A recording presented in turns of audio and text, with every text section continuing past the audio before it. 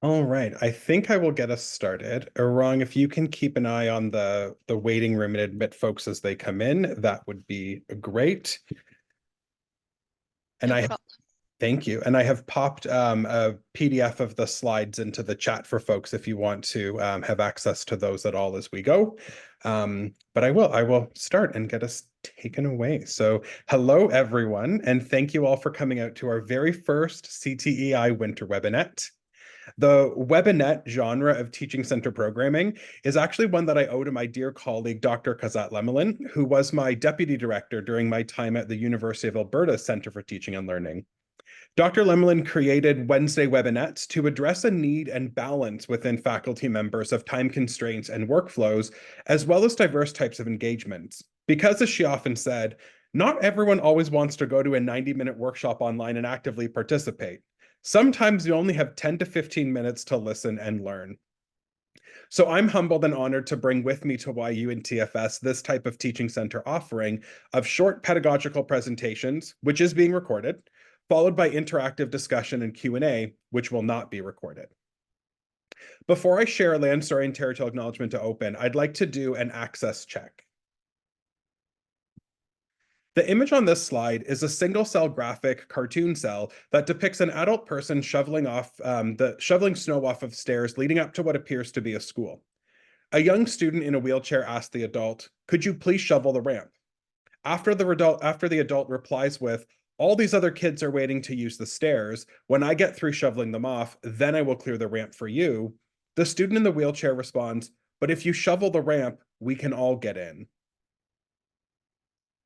At CTEI, we understand access to be a shared responsibility between everyone in the spaces we host and facilitate. We strive to create accessible spaces that reduce the need for you to disclose a disability or impairment for the purpose of engaging fully as your whole self. In doing this together, we commit to welcoming disability and the powerful changes it brings into our spaces. Is there anything about this space of the Zoom call today that we should address now as we start? Are there any other access needs than having transcriptions on, having the slide deck available, having the captions on? Any other access needs that might affect your participation in the workshop that we could also address?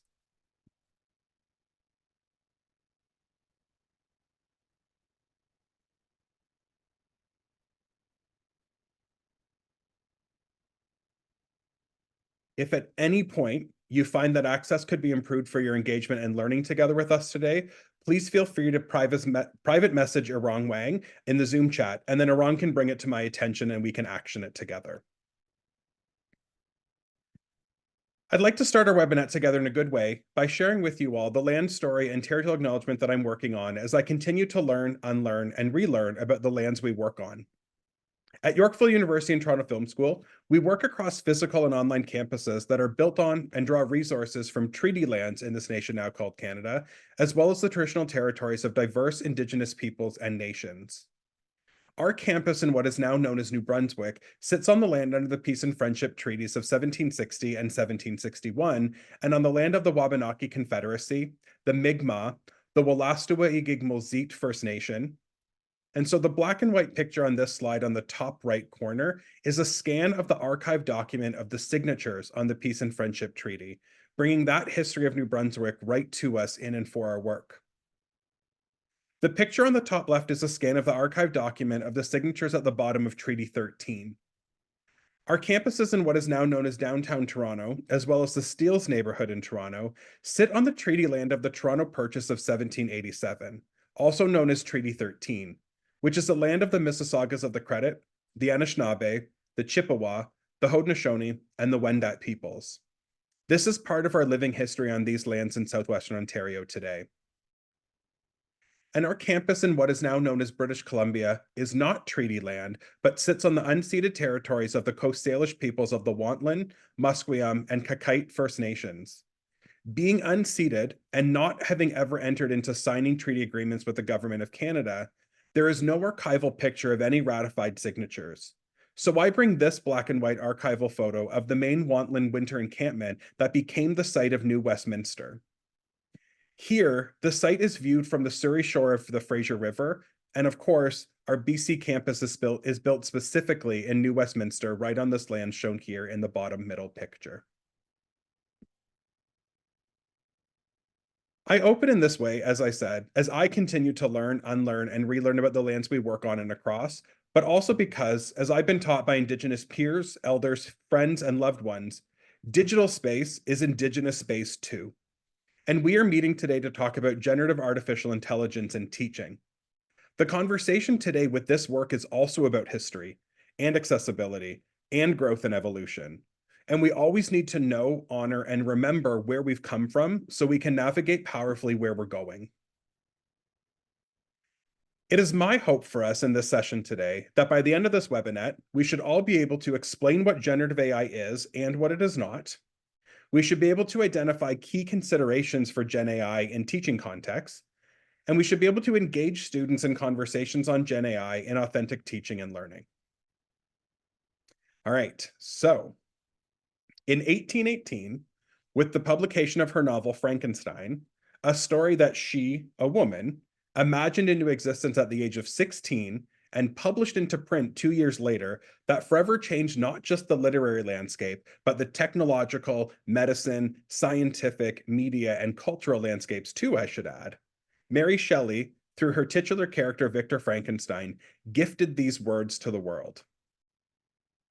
With an anxiety that almost amounted to agony, I collected the instruments of life before me, that I might infuse a spark of being into the lifeless thing that lay at my feet.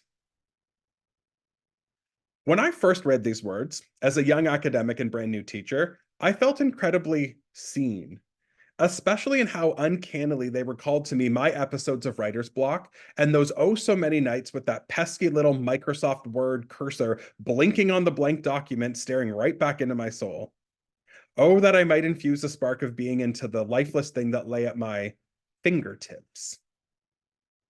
In November 2022, with the launch of OpenAI's artificial intelligence apps onto the world, this quotation of Shelley's came back to me like that spark she and poor Victor conjure up here. But this time for teaching and learning in higher education context, and the near immediate anxiety that almost amounted to agony that we as faculty, academics, and teachers were feeling, and still might be feeling. And that's okay. But generative AI is not Frankenstein's monster. And although it continues to grow, evolve, and generate, as was one of the central fears of Victor's in Shelley's novel, bringing with it concerning dilemmas as well as exciting opportunities, AI's implication for post-secondary teaching is absolutely, and has absolutely been, that of disruption. But out of this disruption is the call to reimagine the relationships between not just technology and pedagogy, but also and always the relationship between ourselves and our students. Generative AI has the potential, and even I would say the promise, to enhance not just critical and creative thinking, but affective, empathetic, and authentic thinking too, for us and for our students. These AI apps, tools, and technologies will need and do need both vigilance and due diligence for teaching and learning settings in higher education to determine the relevance, reliability, and validity of AI-generated output or content. And by utilizing AI apps, tools, and technologies, we as teachers can not only encourage and nurture essential critical, creative, and affective thinking skills, but also critical information literacy skills. And we can also create high-quality student-centered teaching and learning experiences that drive curiosity, uplift diverse students, achieve our course and signature learning outcomes, and ultimately fuel learning potential in 2024 and beyond. But I may be getting ahead of myself a bit here, apologies. What even is this thing we're calling generative artificial intelligence? Let's start there. Generative artificial intelligence, or Gen AI, as it is often shorthanded to, is a category of technology that is able to produce new content, including audio, code, images, text, simulations, music, and video. Gen AI does not reason, and it does not think for itself the way we as humans cognitively think for ourselves based on our lived and shared human experiences. Gen AI engineers design Gen AI tools and apps to generate human-like, seemingly creative outputs based on its default large language models, or LLMs. What generative AI tools and apps spit out can often be, and increasingly are becoming more so, quite plausible generated contents remixed across a wide range of topics. But at the core, not the heart, the core, Gen AI is not living, not alive, not human. So the core of Gen AI's machine learning technologies are human inputs and prompts, from which it, for text generating AI apps and tools, for example, by its very engineered design, performs what appear to be natural language tasks by logically estimating the probability of word sequences and word sets to turn out coherent sentences, paragraphs, and genre-specific text-based outputs. When it comes to teaching and learning, there are many humanly creative opportunities for experimenting with and applying generative AI applications, tools, and technologies. For example, as we outline on our YU and TFS artificial intelligence in teaching and learning pages, you can introduce and invite students to test AI through ungraded in-class and online activities. Introduce and invite being two key verbs here, mind you. Acceptable use of AI in graded or summative assessments should be determined by the academic program through its curriculum committee, and this may vary across courses and types of assessments. Any explicit requirements for the use of AI-generated material and relevant guidelines or use restrictions needs to be clearly communicated in the assignment and/or the test descriptions. And be caring and careful. Two types of care there. This is important because requiring students to use generative AI apps for and/or apply generative AI tools in their graded summative assessments is complicated by the fact that many of these Gen AI tools, apps, and technologies have not been vetted by YU and TFS for privacy or security. And the use of these tools, apps, and technologies often necessitates that users, and in our teaching context, that would be our students, may need to disclose personal information to gain access to the generative AI service, such as by entering their phone numbers.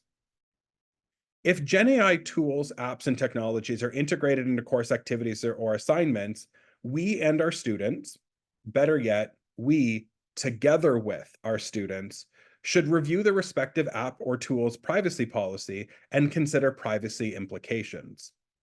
We, as faculty, instructors, and teachers, must also ensure that we are offering our students an alternative activity or assessment option if they choose not to create an account that would allow them to engage directly with the generative AI tool. And this piece is just good pedagogy, whether it's with generative AI implications or not. Alternative assessments, authentic assessments, and agency and choice.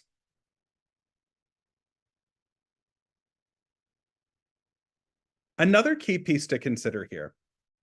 When thinking about integrating some Gen AI into assessments, especially assessments that may involve industry and/or community partners, or ones that may form part of a student's professional portfolio, or that may be submitted as part of a competition or a creative entry, it is especially important to consider any and all industry standard expectations and guidelines around AI use, or any specific directives from our partner organizations. This also is at the heart of authentic assessment writ large, and is key too to many of our signature learning outcomes here at YU and TFS. Because generative AI tools, apps, and technologies are being applied across many industries and professions in creative, critical, and affective ways, we both want and need our students to be industry-ready professionals when they graduate. So let's be sure to engage our students in conversation. As I said, generative AI tools, apps, and technologies are increasingly common across many professions and fields of study. And so if YU and TFS students are to become critical consumers and ethical users of AI, they will absolutely benefit from discussing these apps, tools, and technologies with their instructors and peers in a supportive and decided learning environment. Dr. Sarah Eaton and Laura Lee Anselmo at the University of Calgary offer several great suggestions for how to engage students in these developmental conversations about AI. Ask about your students' current AI literacies. For example, ask them, what do you know about artificial intelligence apps, tools, and technologies? Have you used them before? Which ones and in what ways? How can you ethically use AI apps to support your learning? What are some limitations of these tools? And do you know of any ways in which these tools are currently being applied in our discipline? Also, establish an AI-focused discussion thread on your Moodle site or a collaborative digital document where the class community can ask questions, share information, or post resources. And proactively learn about how specific tools will collect and use your personal information and any inputted data. Instructors and students should carefully read these documents and understand the risk associated with their use prior to accepting the terms. I want to close now, following Sarah Eaton and Lorelei Anselmo, with this quotation of theirs. Artificial intelligence apps, such as ChatGPT, can be part of our educational toolbox just as dictionaries, calculators, and web searches are. If we think of artificial intelligence apps as another tool that students can use to ethically demonstrate their knowledge and learning, then we can emphasize learning as a process, not a product. Because, of course, we want and need learning to be a process and not a product for our students and for their futures. And let's just pause a moment on this idea of dictionaries, calculators, and web searches. These aren't just educational tools in our toolbox, as Eaton and Anselmo say. They are technological leaps and bounds. Perhaps not as science fiction-y as Mary Shelley's Frankenstein imagined technical leaps and bounds could be or could become, but I'm not that old yet, and I distinctly remember being taught and told by my grade school teachers that I had to learn math because I wouldn't have a calculator in my pocket every day when I grow up. Well, surprise, surprise, right? But to the generation of teachers who taught me and my peers in grade school, having a calculator in one's pocket every day was literally unimaginable. And were it imaginable for them, certainly things like iPhones, Android phones, Blackberries, and the like would have been pure and unadulterated sci-fi fantasy. Kind of like Mary Shelley, perhaps. But no one today in today's generation is shocked by this iteration or this evolution of calculators. I mean, it's honestly and truly called the calculator app on our phones. The once seemingly science fictional technology, in time, becomes more ordinary than we may have initially imagined or feared.